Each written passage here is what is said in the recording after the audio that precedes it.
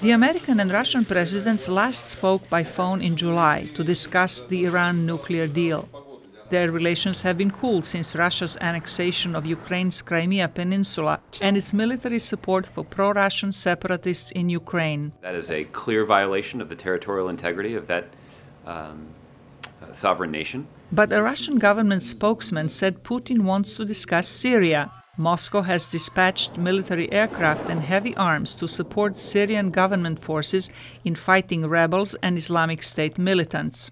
The move is part of Putin's plan to increase Russia's geopolitical influence, says National Defense Institute professor Peter Yeltsov. He wants the world to focus on his involvement in Syria, on him fighting ISIS and trying to create a new coalition, as he claimed, to fight ISIS, and to completely forget about Ukraine. The United States opposes Russia's support for the oppressive regime of President Bashar al-Assad. President Obama will make clear once again that Russia doubling down on their support for the Assad regime is a losing bet.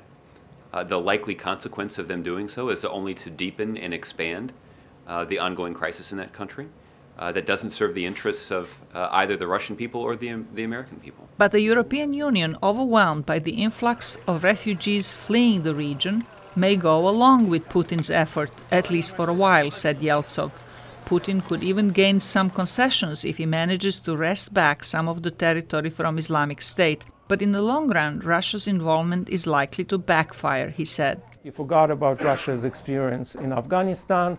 He forgot when empires overextend, they tend to fall.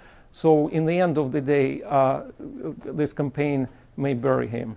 Obama is expected to encourage Russia to join coalition efforts to combat Islamic State.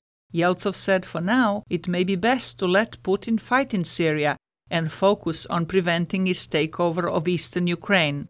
Zlatica Hoke, VOA News, Washington.